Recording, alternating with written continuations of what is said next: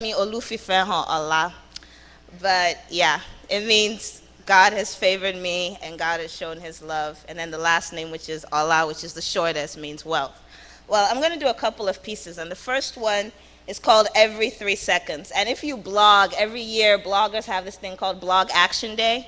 And so last year, Blog Action, bloggers all over the world were blogging about starvation. And so this is the piece I wrote. Every 3 seconds. Today they will starve and I will do nothing. Today they will starve in a world where food is thrown away and pets are fed 3 times a day. Today they will need shoes and I will be blue. They will need shoes in a world where I'm blue because I can't afford the latest Jimmy Choos. Today they will cry and I will not see it. They will cry for help in a world blinded by Hollywood stars in pursuit of fake memoirs. Today they will suffer and I will not lift a finger. They will suffer in a world where giant pharmaceuticals create smaller Viagra pills. Today they will need clean water and I will go for a swim. They will need clean water to drink in a world where beaches are kept cleaned and kept pristine. Today they will beg and I will choose not to hear it. They will beg for deliverance in a world where we pay musical chefs to make us tone deaf. Today they will be helpless and I will be tired. They will be helpless in a world where we're all tired from working to pay off everything that we have acquired. Today they will be cold and I will be bold. They will be so cold in a world where we are so bold that we create see-through dresses trimmed with gold. Today they will seek a solution and I will be busy, too busy. They will seek a solution in a world where enlarging our armies is our #1 priority. Today they will waste away and I will be concerned about the size of my waist. They will waste away in a world where the size of our waist brings us disgrace and so we have it replaced. Today they will die and I will do nothing. Today they will die because I did nothing. Today they will die in a world where I live. Today they will die in a world where you live. Today they will die in this world, our world.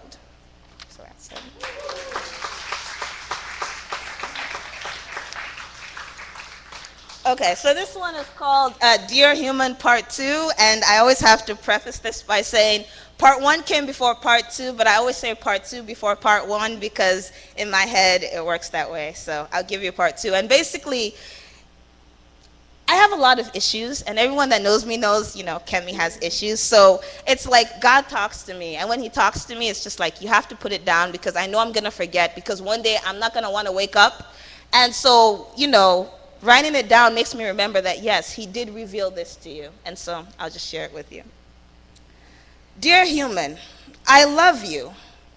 Not the you that you hope to become, but you. I love you. That is why I bled for you while you were still lying and conniving, stealing and denying my very existence. And then I tell God, I heard you the first time. No, my child, I don't think you understand. I love you now, I love you still. The day you betrayed your spouse and snuck back in the house like a little mouse clutching your blouse. The day you lied in order to get by and thought you were so sly. The day you lied in order to be accepted by those who were so easily tempted. The day you lied and deserted the family that I gave you to love and cherish. I loved you then. I loved you still. The day you broke the vow and treated your children like burdens. The day you subjected your brother to the derision of your friends in order to fit in. The day you killed love and threw away grace by the words that fell from your lips. The day you mistreated your body by sleeping around. The day you treated your body so cheaply by dressing it down. The day you treated your body that I created in my image so cheaply by snuffing, snorting, smoking, injecting, eating junk, and drinking filth. The day you denied my existence. I loved you then. I love you still. Each day that you persist to resist my existence, you engage in an unholy tryst and assist the ones that hates that you exist and would rather put you on hell's eternal list and insist you listen to the Baptist and realize you've been missed by the only one that truly loves you. I love you. So embrace it. Embrace my love for you. But God, I messed up. I know you messed up. I loved you then. I love you still. I love you now. Accept this. Accept my love for you. I'm serious. I really do love you. So hold your head up high. Smile, live, breathe. Share my love with those around you. Share it and live it. Take comfort in it because the life I led, I forgave with the stripes that I shed. so you wouldn't have to deal with the consequences. So deal with these consequences that you have and let go of the shame and aim to reclaim your position to proclaim my Father's name. You see, shame comes from the enemy and it grows into despair. That's the product of your fear. So you better beware, because he chooses to ensnare those who forget his love and dwell in the shame of their actions. He fattens himself with your secrets, and he fattens your despair with his lies, and thereby frightens hope out of your lives. The longer you allow him to live in you, he lies in you and builds a home in your heart, convincing you, deceiving you, blinding you to my love. So free yourself. Free yourself from the degradation of your shame by confessing. Free yourself from the cycle of impurity. Stop rationalizing. Free yourself from the sin that binds by surrendering. Free yourself from the shackles of despair by sharing. Free yourself from the prison of guilt by repenting. Free yourself, free your mind, free your soul. Because I love you. Accept that I love you, and each time the clouds of doubt come, and they will, because until I return for you, the struggle continues. Return to me, and remember that you were fearfully and wonderfully made in my image. In the image of my Father, you were created. You do know that the hairs on your head are numbered and not counted.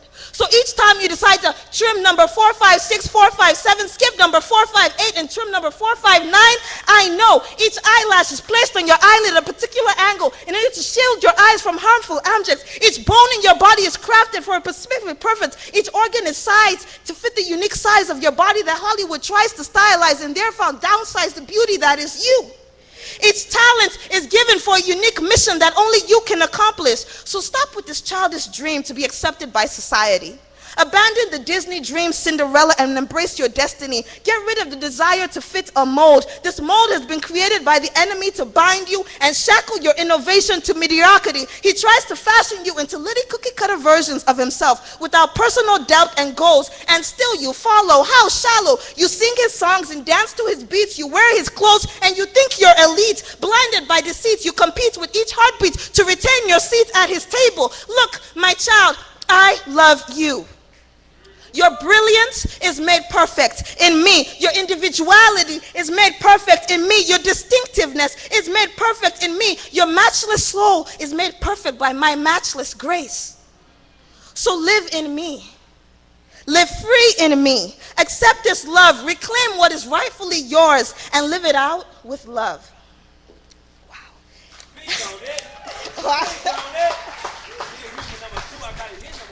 Okay, now number one, I love number one. It's like, yeah, it's hot. And it's one of those pieces that, because I'm a computer engineer, which basically means we hate English, and now I'm a computer scientist, which means we hate English, we like code. But I was just like, when this one fell, I knew it was God 100%, because sometimes you write, and then there's like version 7, and you're still writing. But this one came on a Friday night, and it was version 1, and I didn't touch it. I just posted it because I was like, this is from God. This is not me. This is God. Okay, so I'll share it with you guys. I'm hot. Okay. I love you. I love you. Not the you that you hope to become, but you. I love you. That is why I died for you. I carried your sin on my back, surrendered to those that were weaker than me in the Garden of Gethsemane. I love you. I did all this because I love you. And at times, I don't think you get it. I don't think you understand how deep this love runs. You see, nothing can separate you from my love because I bled for you while you were still lying and conniving, stealing and denying my very existence. I love you, my child. I wish above all things that one day you would just come to accept my love and live. Because with my love comes life, and I don't mean that 70-year span that you have down on earth full of misery and strife. No, life eternal. With my love comes peace that can never be leased. You see, perfect love casts out fear, and fear is replaced with my peace that nothing can shake, not even 10-point earthquakes, so forget the milkshakes. I love you.